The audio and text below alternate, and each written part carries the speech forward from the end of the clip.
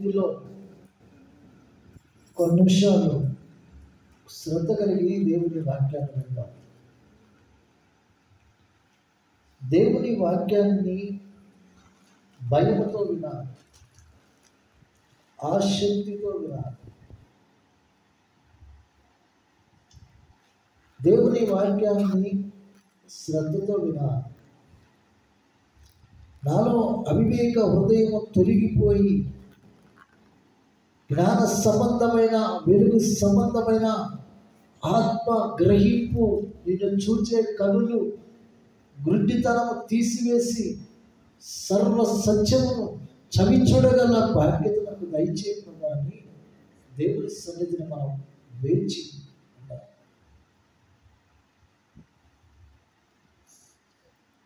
వేచి ఉండాలి. ప్రభునందు ప్రియులారా, 4 దినాలుగా మనం దేవుని సన్నిధిలో ఉపవాస దినాలను గడుపుచున్నాం.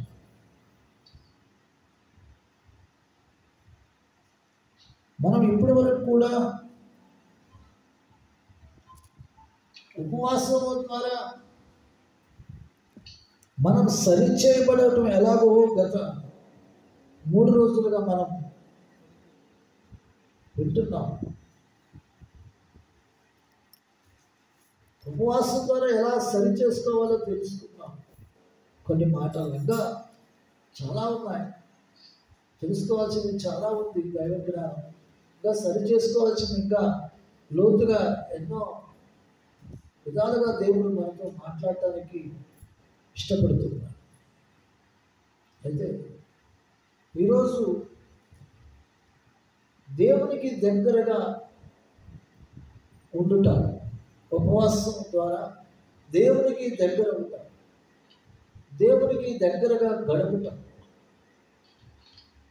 మనం తెలుసుకుంటాం. దేవునికి దగ్గరగా ఉండాలి. గత 2 రోజుల క్రితం కూడా మనం తెలుసుకున్నాం. ఉపవాస దినాలలో లోకం నుంచి వేరై, లోకంతో సహవాసం చేయక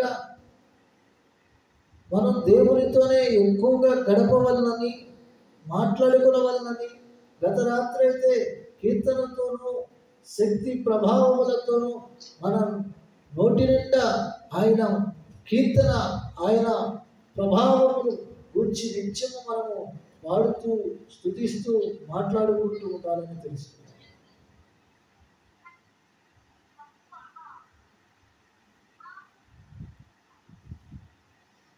చూడండి, దేవుని సన్నిధానంలో ఉపవాసము ద్వారా దేవునికి దగ్గర అవటం ఎలా? కొంతమంది భక్తులు 40 రోజులు ఉపవాసం ఉన్నారు బైబిల్ గ్రంథంలో. 40 రోజులు వాళ్ళు దేవునికి దగ్గర అవటం ఎలాగనో, దేవునికి దగ్గర అవ్వటం ఎలాగనో వారి అనుభవాల్లోంచి వారు పొందుకున్న కృపను, వారు పొందుకున్న దర్శనమును, వారు ఎలాగో దేవుని స్వరాన్ని విన్నారో, ఎలాంటి ప్రభావాన్ని వారు పొందుకోవడానికి వారు ఏం చేశారో ఆధ్యాత్మికంగా మనం కొన్ని విషయాలు తెలుసుకుంటాం. దేవుని సన్నిధానమందు చూద్దాం. నిర్గమాకాండము ప్రభువైన యేసుక్రీస్తు వారి శుభనామములో చేరి ఉన్న ಎಲ್ಲರಿಗೂ ప్రభునామములో శుభాభివందనాలు తెలియజేస్తున్నాను. ఆమేన్. నిర్గమాకాండం 34వ అధ్యాయం 28వ వచనాన్ని మనం ధ్యానం చేసుకుందాం. 8 అతడు 40 రేయింబగళ్ళు యెహోవాతో కూడా అక్కడ ఉండెను. అతడు భోజనము చేయలేదు, నీళ్లు త్రాగలేదు. అంతలో ఆయన ఆ నిబంధన వాక్యములను అనగా 10 ఆజ్ఞలను ఆ పలకల మీద రాసెను. దేవుని వాక్యాన్ని మన శ్రద్ధగా ఉందాం. దేవునితో మోషే ఎంతగా దేవుడికి దగ్గరగా ఉన్నాడో మనం జాగ్రత్తగా పరిశీలించి అనుభవపూర్వకంగా గ్రహించి తెలుసుకుందాం.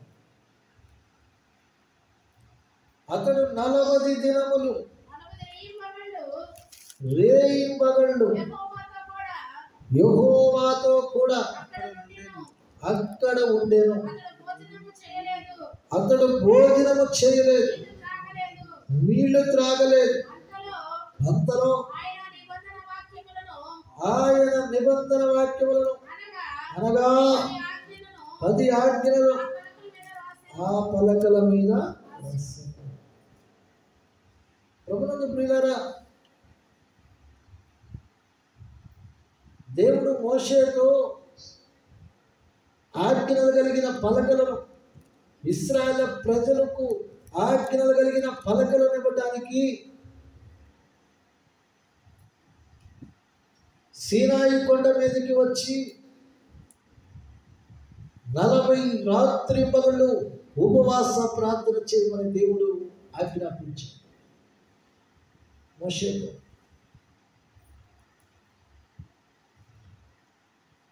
ఆ ఉపవాస దినానికి సిద్ధపడే తీరేదంటే నువ్వు వచ్చే ఆ సీనాయి కొండ మీద నన్ను వచ్చి కలుసుకోవాలి.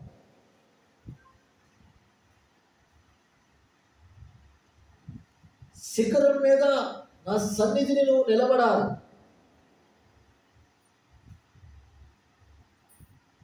ఏ నరుడు ఆ కొండను తాకకూడదు, రాకూడదు. ఆ కొండ దగ్గర ఏ గొర్రెను ఎద్దైనను మేయకూడదు.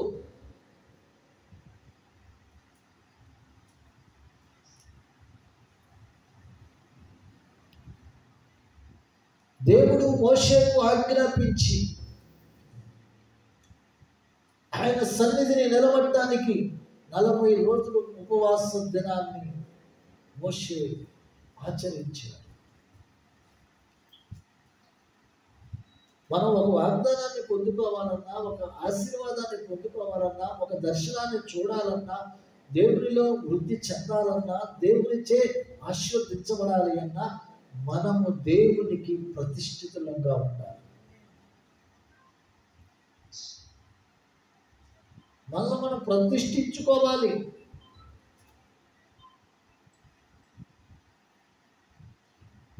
మనల్ని మనం ప్రతిష్ఠించుకోవాలి.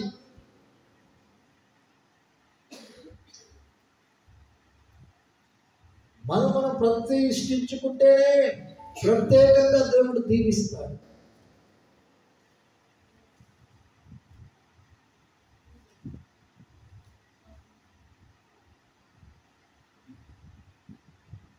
మోషే ఆ విధంగా తన్ను తాను ప్రతిష్ఠించుకోవడం వలన దేవుడు చెప్పిన మాట ప్రకారముగా అతడు 40 రాత్రింబగళ్ళు రేయింబగళ్ళు వీళ్ళారా మనం చూసినట్లయితే ఎవ్వరు జనసంచారమే కానీ, ఎలాంటి తోడే కానీ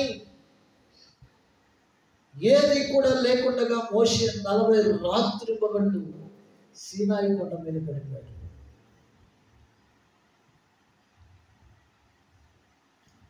నలభై రాత్రులు గడిపాడు. రాత్రి పగళ్ళు భోజనం చేయలేదు, నీళ్లు తాగలేదు.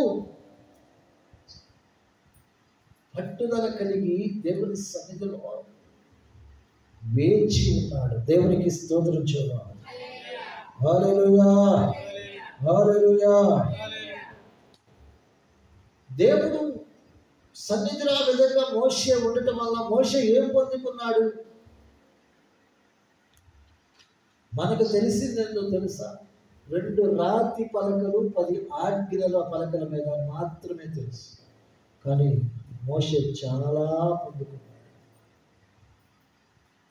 ఇంకా ఎన్నెన్నో పొందుకున్నాడు. చూద్దామా? నిర్గమాకాండం 34వ అధ్యాయం 5వ వచనం.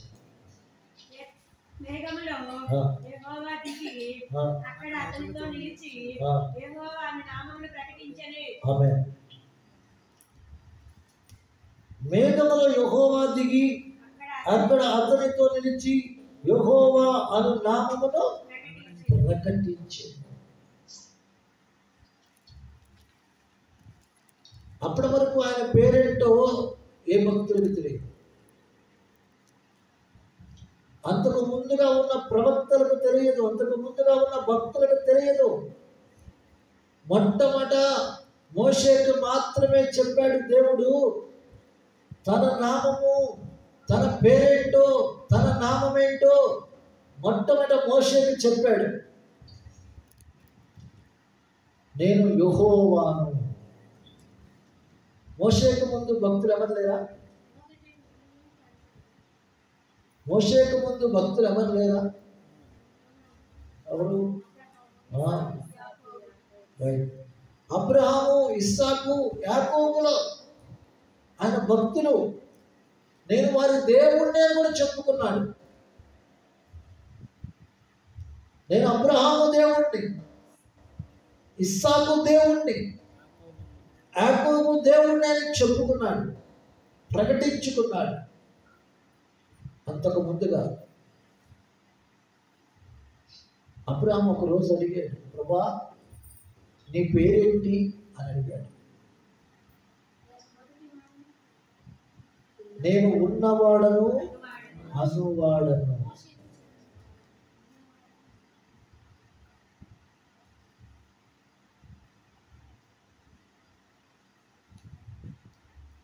ప్రభునందు ప్రియులారా,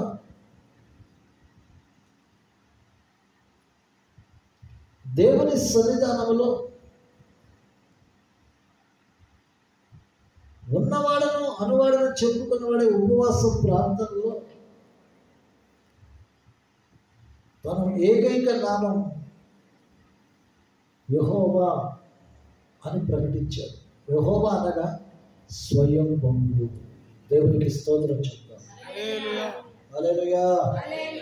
యెహోవా అను నామము ప్రకటన చేసింది మోషే ద్వారా దేవుడు.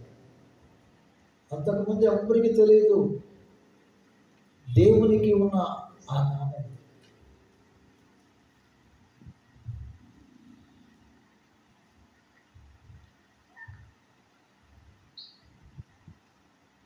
దేవుని నామాన్ని మొట్టమొదటిగా తెలుసుకున్నాడు ఉపవాస ప్రార్థన ద్వారా. రెండవదిగా చూస్తాం, 2 మాట్లాడ 34 అధ్యాయము 6వ వచనం. అతని ఎదుట ఆ, యెహోవా ఆ. అతని దాటి వెళ్ళొచ్చు. అతని ఎదుట యెహోవా అతని దాటి వెళ్ళొచ్చు. యెహోవా కనికరము, యెహోవా కనికరము, దయ, దయ, దీర్ఘశాంతము, దీర్ఘశాంతము, విస్తారమైన కృపాసత్యములు గల విస్తారమైన కృపా సత్యములు గల దేవుడైన యెహోవా. దేవుడైన యెహోవా. ఆ దేవుడు ఎలాంటి వాడు? కనికరము, యెహోవా దయ, కనికరము, దయ, దీర్ఘశాంతము, విస్తారమైన కృప కలిగిన వాడు, దయ కలిగిన వాడు, దీర్ఘశాంతము కలిగిన వాడు. గత రాత్రి మనం ఉపవాస ప్రార్థన మనం నేర్చుకోవాలనుకున్నాం. దీర్ఘశాంతం. ఉపవాస ప్రార్థన ద్వారా మనలో కూడా దీర్ఘశాంతాన్ని కలిగి ఉండాలి అని నేర్చుకుంటాం. ఎందుకని మన దేవుడు దీర్ఘశాంతం కలిగిన వాడు కనుక.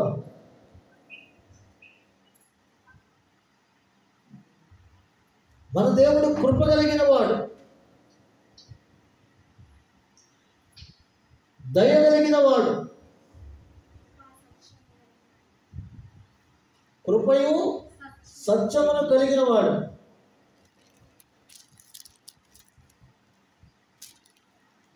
అట్టి దేవుడై ఉన్నాడని మోషే అప్పుడు తెలుసుకున్నాడు ఉపవాస ప్రార్థన.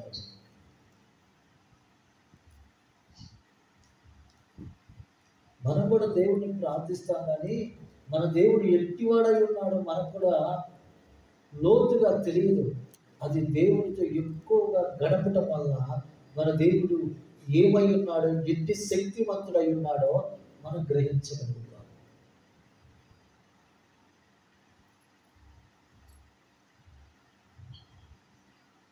అదేవిధంగా 7వ వచనం,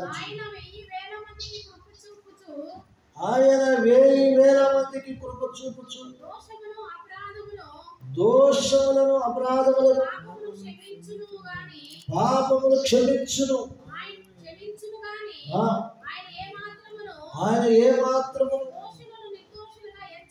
దోషులను నిర్దోషులుగా ఎంచక 3-4 తరముల వరకు తండ్రుల దోషము కుమారుల మీదకి కుమారుల మీదకి రప్పించునని ప్రకటించు. దేవుడైతే క్షమా హృదయం కలిగిన వాడే. మన దేవుడు క్షమించే దేవుడు. మన దేవుడు క్షమా హృదయం కలిగిన దేవుడు. ఆయన 1000 మందికి కృప చూపుచు.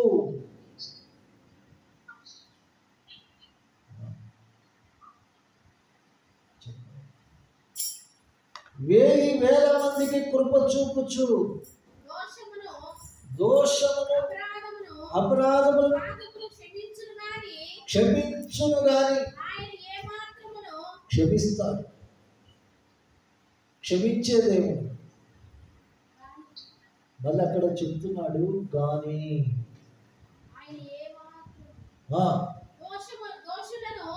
ఆయన ఏ మాత్రము దోషులను నిర్దోషులుగా ఎంచక 3-4 తరముల వరకు తండ్రుల దోషము కుమారుల మీదకి కుమారుల మీదకి రప్పించునని ప్రకటించవచ్చు.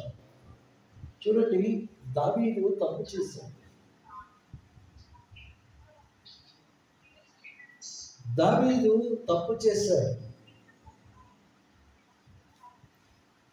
దేవుడు పశ్చాత్తాపడితే క్షమించాడు. కానీ దేవుడు ఏం చేశాడు తెలుసా? దావీదు చేసిన తప్పులకి తన ఇంట్లో వారికి వైరం తీసుకొచ్చి దావీదు చేసిన పాపాన్ని బట్టి 3-4 తరముల వరకు ఆ కుటుంబం మీద, ఆ పిల్లల మీద దేవుడు ఉంచాడు. మనం తప్పు చేస్తే, మనం దోషం చేస్తే, మనం దోషం కట్టుకుంటే మన పిల్లల మీదకి వస్తుంది. జాగ్రత్త. దేవుడు క్షమిస్తాడు, కానీ దాని ప్రతిఫలం పిల్లలు అనుభవించాల్సి వస్తుంది. ఈ రోజుల్లో అయితే మన మీదకే వస్తుంది. ఎందుకంటే దేవుని రాకడ త్వరలో ఉంది కనుక ఎవరు తప్పు చేస్తే వారి మీదకే రావడానికే దేవుడు చూస్తున్నాడు. ఎందుకంటే బుద్ధి చెప్పటానికి.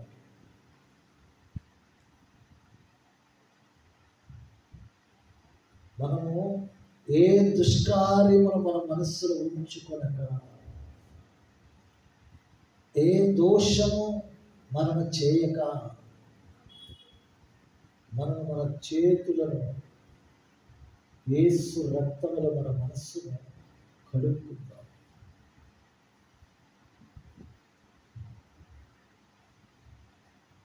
క్షమించే దేవుడు, నేను క్షమించే దేవుడని మోషేతో చెప్పాడు దేవుడు. అప్పటి వరకు మోషేకి తెలియదు క్షమిస్తాడని. ఆయన క్షమించే దేవుడని లోతుగా తెలుసుకున్నాడు. 10వ వచనాన్ని చూద్దాం. అందుకు ఆయన, ఇదిగో నేను ఒక నిబంధన చేయుచున్నాను భూమి మీద ఎక్కడైనా ఏ జనములోనైనా చేయబడని అద్భుతములు. ఇదిగో నేను ఒక నిబంధన చేయించున్నాను.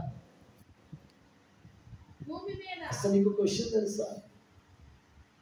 దేవుడిని నమ్ముకుంటే దేవుడితో మనకు నిబంధన ఉంటుంది. దేవుడు మనతో నిబంధన చేస్తాడు, మనం దేవుడితో నిబంధన చేయాలి. మనము క్రొత్త నిబంధన ప్రజలం. ఈ కాలంలో వ్యక్తిగతంగా కూడా దేవుడితో నీకు నిబంధన ఉండాలి. ఉపవాస ప్రార్థనలో దేవుడితో నిబంధన చేసుకుంటున్నావా నువ్వు?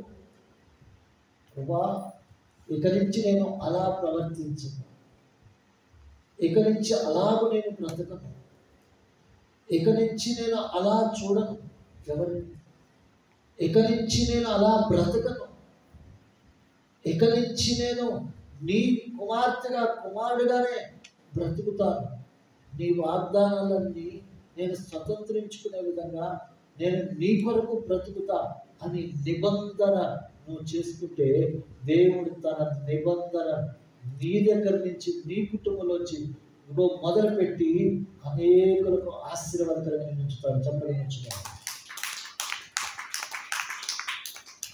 నిబంధన చేసుకున్నావా? దేవునితో నిబంధన నీకుందా? ఇక నుంచి నేను తాగను ప్రభువా, ఇక నుంచి నేను తిరగను ప్రభువా, ఇక నుంచి కుక్క వలె బ్రతకను ప్రభువా, ఇక నుంచి నేను పంది వలె పొరిలాడను ప్రభువా, ఇక నుంచి కుక్క వలె తన వాంతికి మరలా తిరిగినట్లుగా నేను తిరగను ప్రభువా అని నిబంధన దేవుడితో చేశాను. సిగ్గుమారి బ్రతకండి, అవమానకరంగా నీ నామానికి నేను బ్రతకూడదు. నిబంధన ప్రజలు, నీవు నీ కుటుంబం దేవునితో నిబంధన చేసుకున్నారా? బాప్తిసం తీసుకున్నప్పుడు ఇక్కడ మనము యేసు ప్రభువే దేవుడని నమ్మి మారు మనసు పొంది బాప్తిసం తీసుకున్నప్పుడు దేవుడు నీవు తన కుమారుడవని కుమార్తెవని దేవుడు తన గ్రంథములో యేసు రక్తములో నా బిడ్డ అని నిబంధనగా ఒక పేజీ మీద సంతకం పెడతాడు. రేపు దేవదూతల ఎదుట ఒప్పుకోవడానికి చక్కగా వచ్చుతాడు. అదే జీవ గ్రంథం. జీవ గ్రంథంలో నీ పేరుంటుంది. నీవు నిబంధన జనములు నిబంధన కలిగిన దేవుడితో నీవు నిబంధన చేసుకున్నట్లయితే ఆయన కూడా నీకు నిబంధన చేసి తన చిత్తాన్ని నెరవేరుస్తాడు. ఇశ్రాయేలు ప్రజలు నిబంధన ప్రజలు. దేవుడు వారితో నిబంధన చేశారు. నేను ఐగుప్తులోంచి మిమ్మలను బయటికి తీసుకువస్తాను.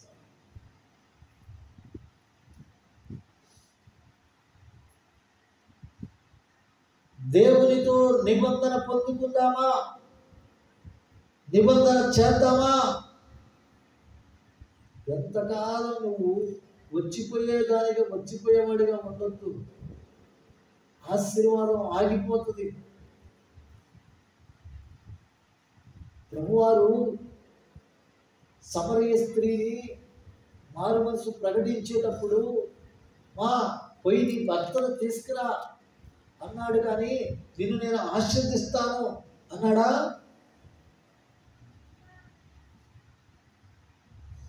ఒప్పుకున్న తర్వాతనే ఆమెను తన కుమార్తెగా స్వీకరించాడు. ఒప్పుకున్న తర్వాతనే ఆ జీవజల బుగ్గను ఆమెకి ఇచ్చాడు. తెలుసుకున్న తర్వాతనే ఆమె పాపపు గుండెను పడేసి ఊళ్ళోకి వెళ్ళి, ఇదిగో నేను చేసినవన్నీ, నాతో చెప్పిన వారిని చూద్దిగానే రండి, ఈయన మెస్సయ్యా కాదా? చప్పట్లు వచ్చుకున్నాడు. ఈయన నిబంధన కలిగిన దేవుడు కాదా? తన ప్రజల కోసం వచ్చాడు. మెస్సయ్యాలుగా వాగ్దానం చేసిన దేవుడు, రక్షకుడు, ఇశ్రాయేలు విమోచకుడు.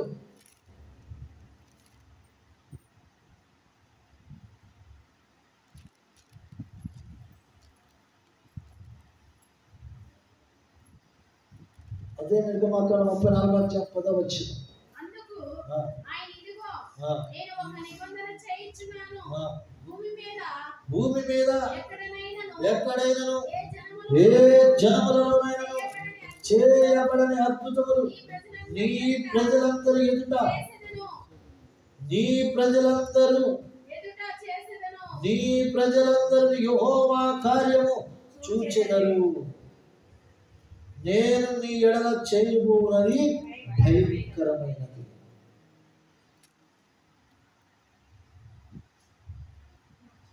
నీ ప్రజలందరూ ఎదుట చేసేదను.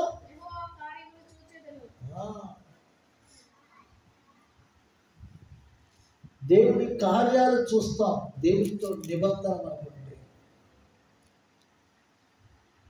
దీక్షతో పట్టుదలతో వ్రతము వలె ఉపవాస ప్రార్థనలు మనం చేసి దేవునితో గడిపితే దేవుని కార్యాలను మన జీవితంలో చూస్తాం.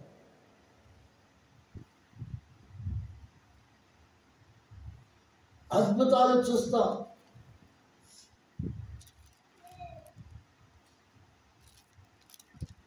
భూమి మీద ఎవడైనను ఏ జనములనైనను చేయబడని అద్భుతాలను నీ ప్రజల ఎదుట చేసేది.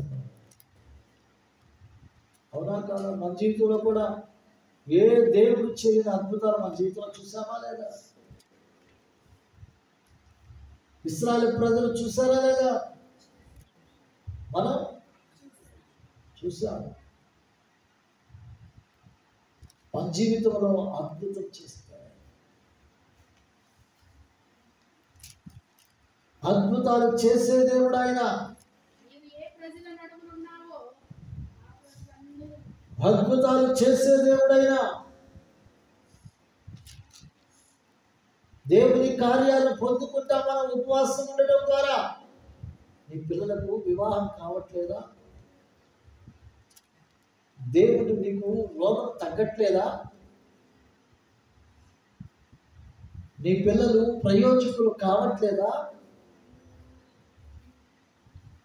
నువ్వు చేత పట్టినవన్నీ కూడా ఫెయిల్ అయిపోతున్నాయా?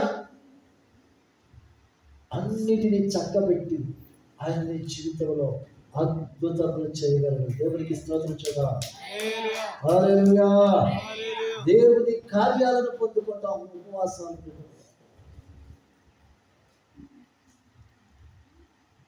దేవుని కార్యాలను మనం పొందుకుంటాం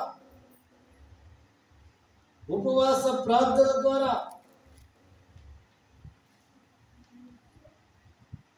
11వ చరణాన్ని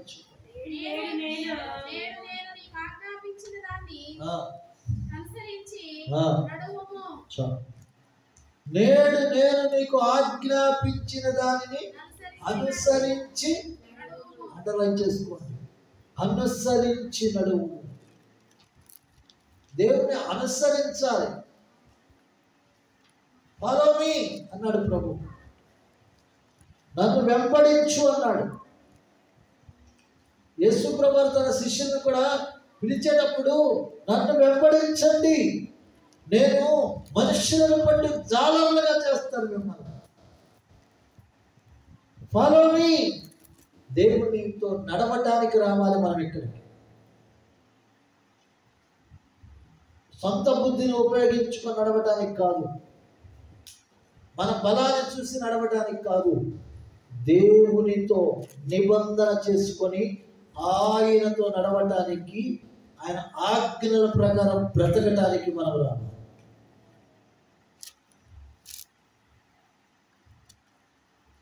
ఆయన అనుకరించాలి. 12వ చరణాన్ని చూద్దాం. నీవు ఎక్కడికి వెళ్ళుచున్నావో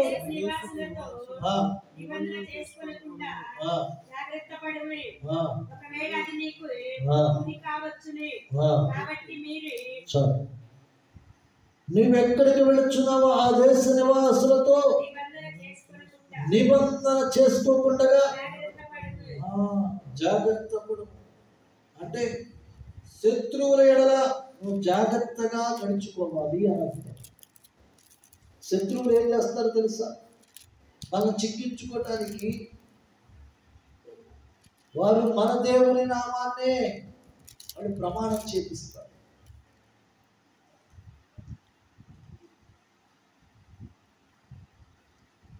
మన శత్రువుల చేతికి చిక్కకూడదు. అందుకని దేవుడు అన్నాడు, పాము వలె వివేకముగా, పావుల వలె నిష్కపటులై నిలుండుడి. ఈ లోకంలో శత్రువుతో మనం నిబంధన చేయకూడదు. శత్రువు ఏమంటాడు తెలుసా? మీ దేవుడు కాపాడుతాడుగా, ఇక్కడి నుంచి దూకు అంటాడు. మీ దేవుడు కాపాడుతాడుగా, మీకేం పర్లేదుగా, అయితే మేము చెప్పినట్టు మాతో కూడా నడు అంటాడు. మాకు మాటి అంటాడు. నేను మీ చర్చికి వస్తా, నువ్వు కూడా మాతో రా అంటాడు. మాతో కూడా గుడికి రా అంటాడు. నీకు నాకు సవాసం ఉంది కదా, నువ్వు నా స్నేహితుడు అయితే నా మాట విను అంటాడు. వీళ్ళెవరు?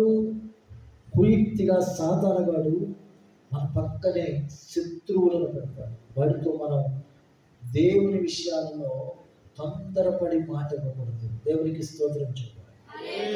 ఎందుకంటే వాడు మనం చిక్కించుకోవాలని చూస్తాడు. ఎందుకంటే మనల్ని వాడు అంటాడు, నువ్వు దేవుడు నమ్ముకున్నావుగా, మాట తప్పకూడదు అబ్బా, నేను ఆ మాట అడుగుతాను చేస్తావా అంటాడు. జాగ్రత్త. శత్రువు కుయుక్తులను ఎరిగిన వారు, సాతాను తంత్రాలు ఎరిగిన వారు మీరు కాదా అన్నాడు. మనం అన్య జనులకు మాట ఇవ్వవచ్చు, శత్రువులకు మాట ఇవ్వచ్చు. దేవునికి మాటిచ్చి నిబంధన కలిగిన ప్రజలుగా సాగిపోదాం. చెప్పవచ్చు. హల్లెలూయా. 13వ చరణం నుండి 15వ చరణం.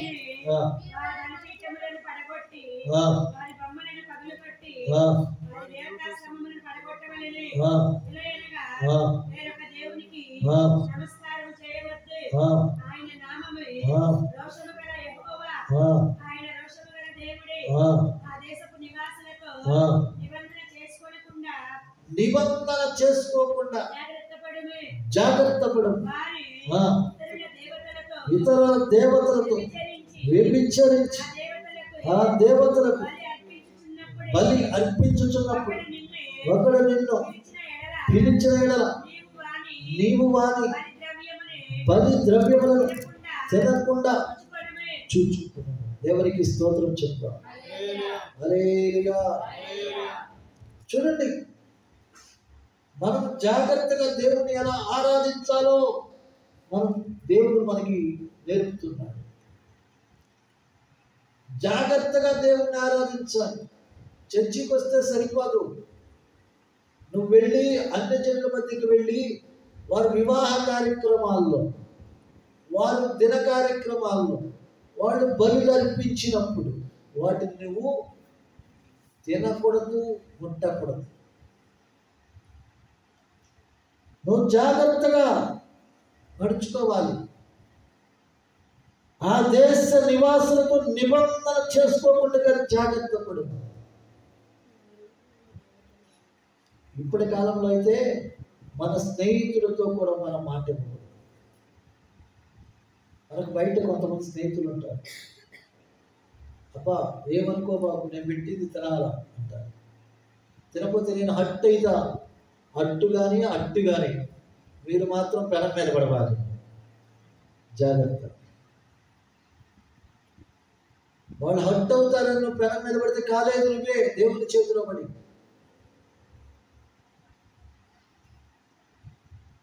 మనం జాగ్రత్తగా దేవుని సన్నిధిలో నిబంధన కలిగిన ప్రజలముగా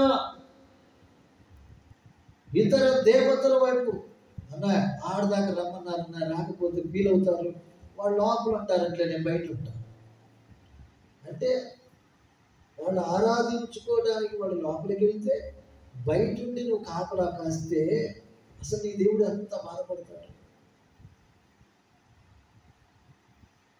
నువ్వు కాపలాదారుడు వాడు పాపానికి.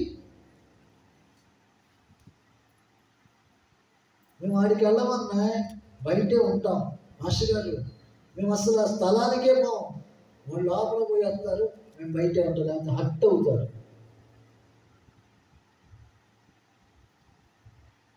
మన దేవుడు మన కాపుదలగా మనకుంటే మనపై వాళ్ళ కాపులా కాసేవాళ్ళని ఉండకూడదు.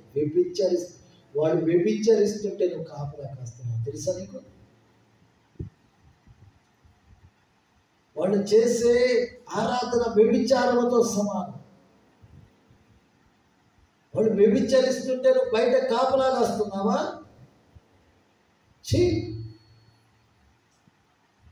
ఆ స్థలాల వైపే చూడకూడదు, ఆ స్థలాల్లోనే మనం అడుగు పెట్టకూడదు. అవన్నీ అపవిత్రమైన, అపవిత్రుల మధ్యకు మనము వెళ్ళకూడదు. పెళ్ళికి కూడా వెళ్ళకూడదు తెలుసా మీకు? నేను ఈ మధ్య కొంత వ్యక్తులతో మాట్లాడుతున్నాను. భాష గారు పెళ్ళికి కూడా పోకూడదు అన్నమాట. నిజమేనండి, మీరు చెప్తున్నారు కానీ నాకు అర్థం కాలేదు. అసలు పెళ్ళికి భోజనాలు ఎందుకు పెడతారో చెప్పండి. పెళ్ళికి భోజనాలు పెడతారు కదా, పెళ్ళి శుభకార్యమే, మంచిదే. భోజనాలు ఎందుకు పెడతారు? తినేవాడు చెప్పండి. పెళ్ళికి భోజనాలకు వెళ్ళి తినేవాడు.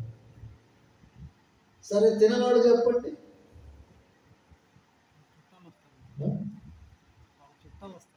చుట్టాలు వస్తారు. పెళ్ళికి భోజనాలు ఎందుకు పెడతారు? చుట్టాల కోసమా? ఎందుకు పెళ్ళికి భోజనాలు ఎందుకు పెట్టారు?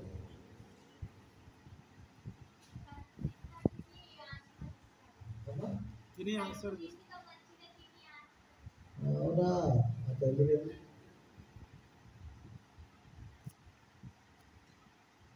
పెళ్ళికి భోజనాలు ఎందుకు పెడతారు తెలుసా? పెళ్లి కొడుకుకి పెళ్లి కూతురుకున్న కీడంతా పోవాలని తిన్నోడి మీదకి ఆ కీడు పోతుంది తెలుసా మీకు? మా పెద్దలు చెప్పారు, నాకు ఈ మధ్య ఒక నెల క్రితం గుర్తు చేశారు. పెళ్లికి భోజనాలు ఎందుకు పెడతారు? చుట్టాలు వస్తారని, సంతోషం ఉంటారని, కడుపు నిండి దీవిస్తారు కాదు, కీడు పోవటానికే భోజనాలు పెట్టి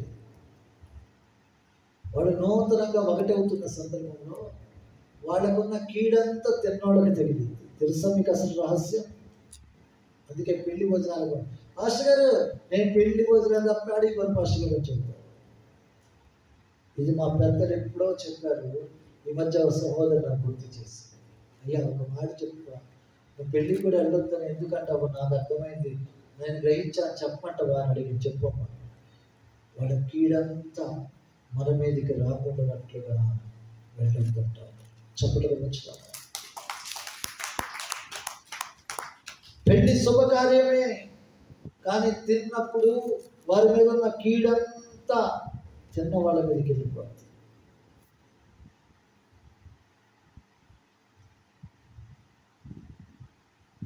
అందుకనే పెళ్ళిళ్ళకి వీళ్ళు ఇదేనండి, అన్నం తింటే ఏమైంది పాస్టర్లు చెబుతాను అనుకుంటాను. పెద్దలను కనుక్కోండి, తెలుసుకోండి,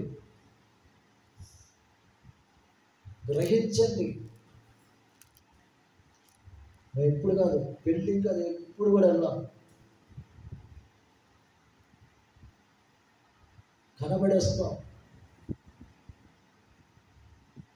దేవుని ప్రజలంగా మనం ప్రత్యేకంగా మనం ఉండాలి. దేవునికి స్తోత్రం చూద్దాం. హల్లెలూయా. దేవుని ఆరాధించడం అంటే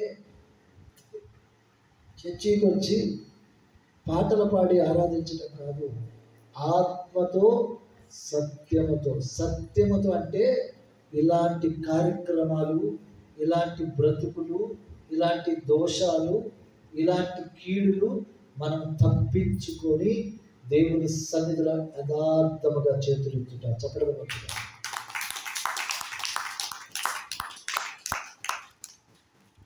మనకు కనబడని పాపాలు, సులువుగా చిక్కులు పెట్టే పాపాలు ఎన్నో మనల్ని ఏలుతూ ఉంటాయి. వాటిని గ్రహించడం ఎవరి తరం?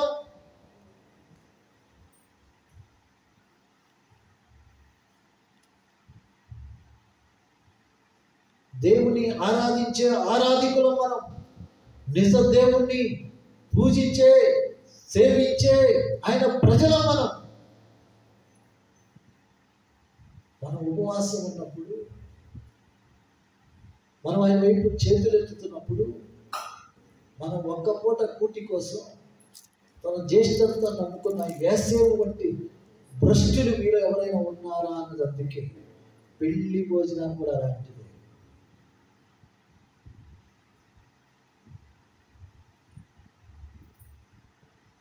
జాగ్రత్తగా మనం ఆరాధించాలి. జాగ్రత్తగా మనం దేవుణ్ణి స్తుతించాలి. జాగ్రత్త పడాలి మనం దేవుణ్ణి ఆరాధించేటప్పుడు. అన్ని విషయాలలో మనం జాగ్రత్తగా ఉండాలి.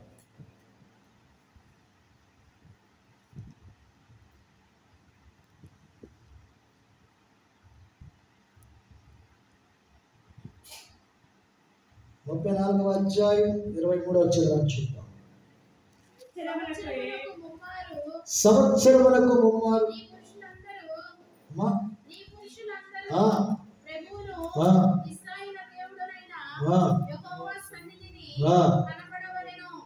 దేవునికి స్తోత్రం చెప్తాం. సంవత్సరమునకు 3 మార్లు ఈ పురుషులందరూ ప్రభువును ఇశ్రాయేలు దేవుడని యెహోవా సన్నిధిని కనబడవలెను. పాత నిబంధన ప్రకారం ప్రతి ఒక్కరూ 3 సార్లు దేవుడి మందిరానికి వెళ్ళాలి. యెరూషలేము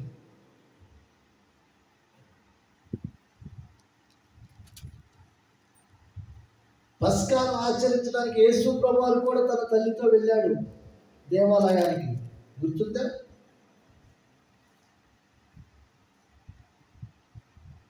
మందిరానికి వెళ్ళాలి. కొంతమంది చర్చికి వెళ్ళకుండా ఇంట్లో కూర్చొని ప్రార్థన చేసుకుంటే దేవుడు ఉన్నాడు, దేవుడికి తెలియదు దేవుందిలే అనుకుంటారు. నేను చెప్తున్నాను, వృద్ధులైన తల్లులు ఇక్కడ ఉన్నారు, వయసున్న తల్లులు ఇక్కడ ఉన్నారు. మీరు దేవుడితో ఒక మనవి చేసుకోండి.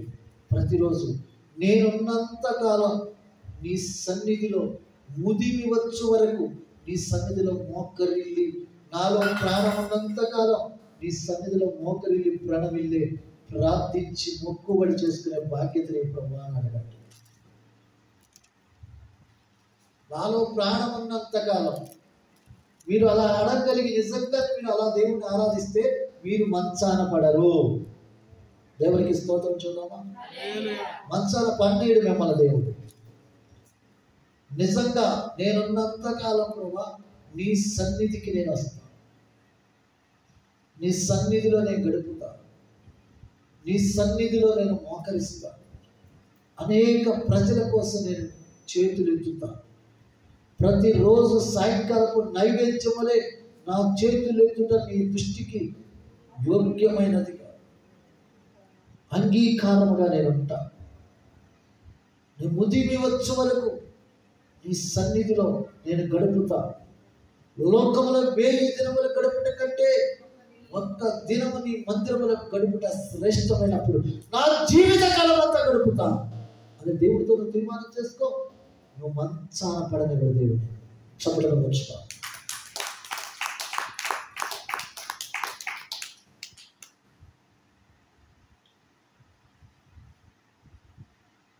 దేవుడితో మనం నిబంధన చేసుకోవాలి. మనకు వయసు ఉన్నప్పుడు, సమయం ఉన్నప్పుడు నిబంధన చేసుకోలేదనుకో, తర్వాత మీరు చేయలేరు తెలుసా, తర్వాత పొందుకోలేరు తెలుసా. దేవుడు సమయం ఇచ్చినప్పుడు దేవుడితో నువ్వు తీర్మానం చేసుకోలేదనుకో, తర్వాత నువ్వు చేసిన అది అంగీకరించబడదు తెలుసా నీకు. ఎప్పుడో నువ్వు అవసరం వచ్చినప్పుడు, గుర్తుకు వచ్చినప్పుడు ఇప్పుడు చేస్తానంటే దేవుడు అది మెచ్చడు తెలుసా నీకు. యవనము యవనమే, మధ్యస్థితి మధ్యస్థితే, బాల్యప్రాయము బాల్యప్రాయమే, ముదిమి ముదిమే, మొదటే కడపటే కడపటే.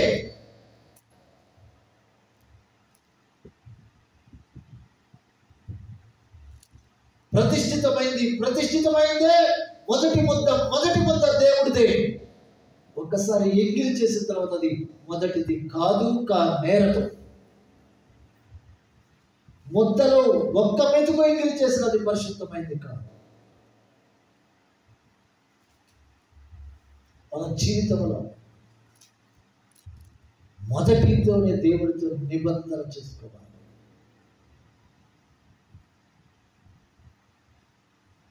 దేవుని ఆరాధించడం అంటే, ఆత్మతో సత్యముతో ఆరాధించడం అంటే అదే.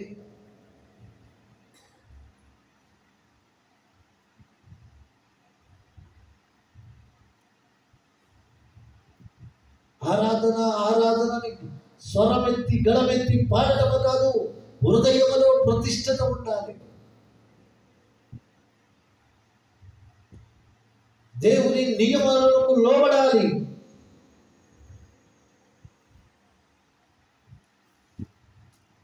ఇరవై 22వ వచనాన్ని చూద్దాం. నిర్గమాకాండం 19-22. ప్రతి తొలిచూలు పిల్లయు నాది, నీ పశువులలో తొలిచూలుదైన తొలిచూలైన ప్రతి మగది దూడయే గాని గొర్రె పిల్లయే గాని అది నాదగును. గొర్రె పిల్లను ఇచ్చి గాడిద తొలి పిల్లను విడిపింపవలెను. దాని విమోచింపలేడల దాని మెడను విరగదీయవలెను. నీ కుమారులలో ప్రతి తొలిచూలు వారిని విడిపింపవలెను. నా సన్నిధిని వారి ఒట్టి చేతులతో కనపడవలదు. 6 దినములు నీవు పనిచేసి 7వ దినమున విశ్రమించవలెను. దుడ్డు కాలమందైనను కోడి కాలమందైనను ఆ దినమున విశ్రమింపవలెను. మరియు గోధుమల కోతలో ప్రథమ ఫలములు పండగను, అనగా వారముల పండగను, సంవత్సరముల పంట కూర్చు పండగను ఆచరింపవలెను. ప్రతి తొలిచూలులో, ప్రతి రాబడిలో ప్రథమ ఫలం దేవుడికి ఇవ్వాలి. పూర్వం పశు సంపదే కదా సంపద మనకి. అందుకని దేవుడు ప్రతి తొలిచూలు ప్రథమమైంది నాకు ఇవ్వాలి అన్నాడు.